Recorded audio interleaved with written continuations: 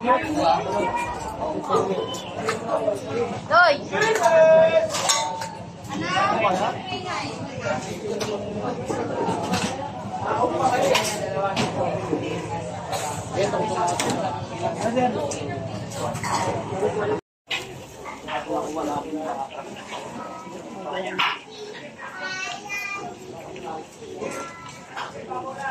Medyo mainit lang talaga. Well, yung ano mo, suyo ako.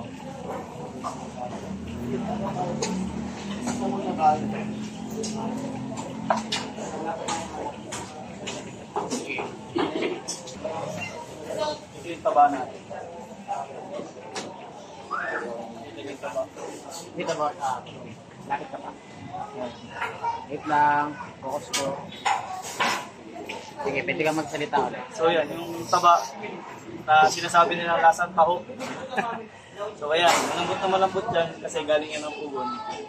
Tapos, yan, unlimited yan. Pero minsan, sinasabi namin sa mga customer is, for the safety purpose din, hindi rin talaga namin siya minsan binibigay pag alam namin na may nararamdaman din sa tao. So ayan. Okay.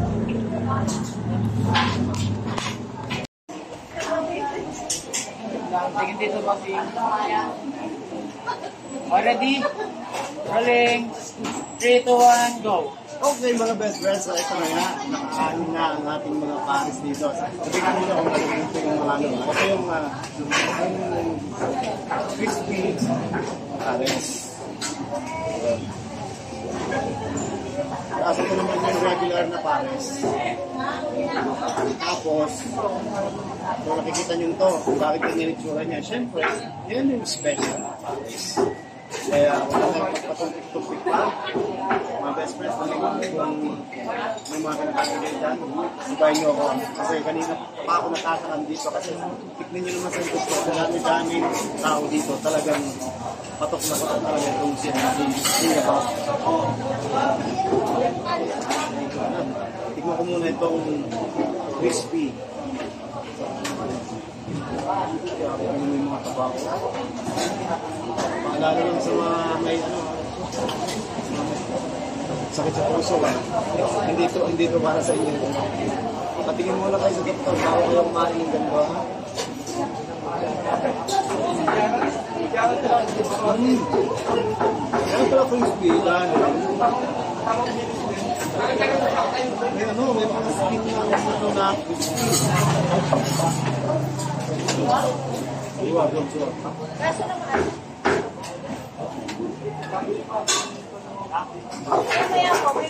Ito talagang pares. Meron authentic na pares.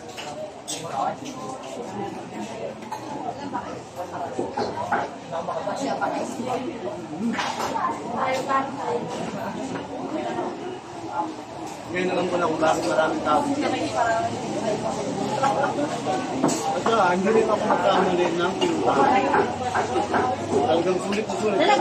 Kaya napakalakas na parang mga kaibigan niya sa labas.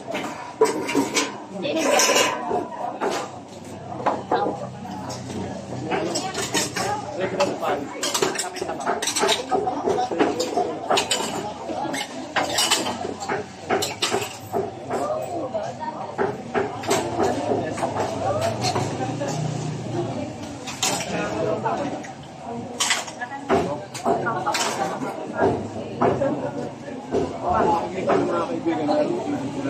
Mas masarap daw.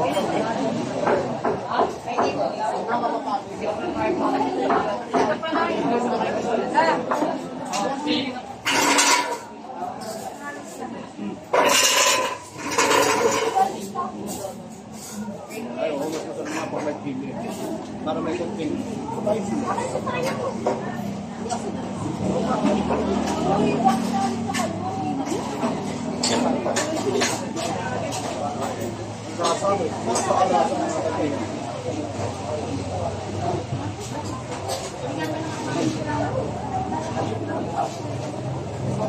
Wow. Hindi tinitipid ang iwa. Iwa, ang laki ng iwa. Sulit na sulit.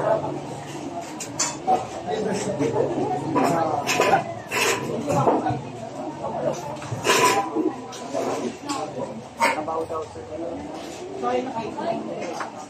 Sabi ko wakas ko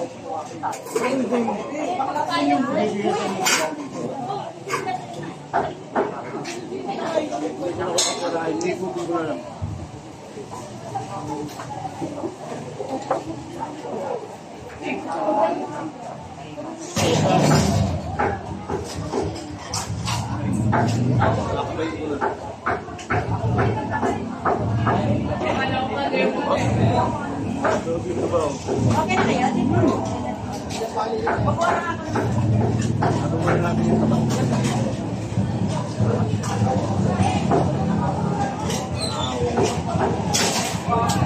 So yan tinatawag ni Kuya na putput.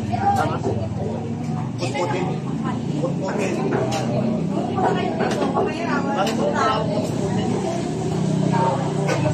Bakit natin ito ginagawa yan? Saka lang yung mga kaibigan, bawal kumain dito yung mga arte. Kasi kailangan mo talagang gamitin ang yung mga arte sa pagkain mo ganito yung mga klase pagkain. Kaya kung mga arte kayo, dyan na lang kayo sa mall kumain.